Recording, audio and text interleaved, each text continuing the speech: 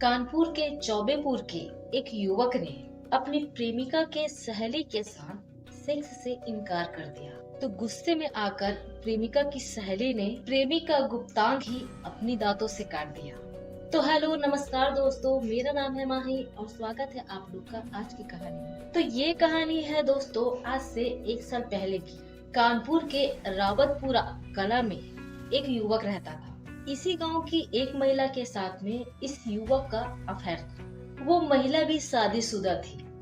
शादी के कुछ साल के बाद में ही वो अपने पति से अलग हो गई, जिसके चलते वो इसी गांव में रहने के लिए आ गई थी। अब एक ही गांव में रहने से दोनों के बीच में मुलाकात हुई और मुलाकात प्यार में बदल गई। इन दोनों का रिश्ता और समय सब अच्छा चलने लगा।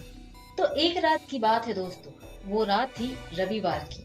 वो लड़का अपनी प्रेमिका से मिलने के लिए हर बार की तरह रात के समय में अपनी प्रेमिका के घर पहुंचा। मिलने के बाद में वहाँ पे बातचीत हुई, टाइम भी स्पेंड किया गया। उसके बाद ये दोनों इंटीमेट होने लगे। ठीक उसके बाद ही उन दोनों के कमरे में प्रेमिका की सहेली आदम की।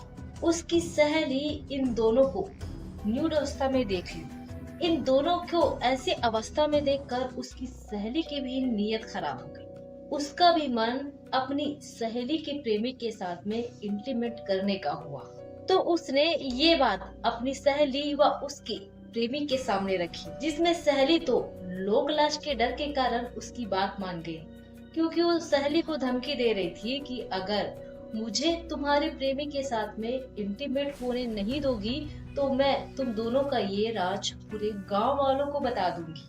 और इसी डर के कारण उसकी सहेली भी उसकी बातों में आ गई। लेकिन जब लड़के को बोला गया तो उसने साफ साफ मना कर दिया। उसकी बातों को ऐतराज करते हुए कहा कि मैं ऑलरेडी शादीशुदा हूँ और तुम्हारी सहेली के साथ ही मेरा प्रेम संबंध है। मैं हर किसी के साथ में ये काम नहीं कर सकता। मैं कोई राह चलते आवारा लड़का नहीं हूँ जो हर एक किसी से रिश्ता बनाते चलूं। और इस तरह प्रेमी और प्रेमिका के सहेली के बीच बहस शुरू हो गया और देखते ही देखते ये बहस हाथापाई में बदल गई। वैसे भी उस वक्त प्रेमी बिना कपड़ों के था। सहेली को इतना गुस्सा आया कि उसने आओ देखा न ताओ वो प्रेमी के गुप्तांग के ऊपर हमला कर दिया। उसने प्रेमी के गुप्तांग को अपने दांतों से काट लिया, जिसके चलते प्रेमी दर्द से कहारने लगा। उसकी चीख पुकार सुनकर गांव के लोग भी इकट्ठा होने लगे। वहाँ पे पूरे गांव वाले हो हल्ला करने लगे। गांव वालों का ऐसा शोर शराबा सुनकर पीड़ित युवक तुरंत वहाँ से भाग निकला। खून से सना प्रेमी अपने घर पहुँचा तो उसकी पत्नी उसकी ये हालत देखकर सन्न रह गई। पत्नी के पूछने के बाद युवक अपनी पत्नी को सारी बातें बताई, तो इस पर पत्नी ने ही इस घटना की जानकारी पुलिस को दी। पुलिस भी इस मामले को सुनकर दंग रह गई। तुरंत वो मौका वारदात पर पहुंची और पुलिस ने इस घटना को लेकर युवक से कहा कि तुम लिखित में शिकायत दो ताकि एफआईआर हो सके।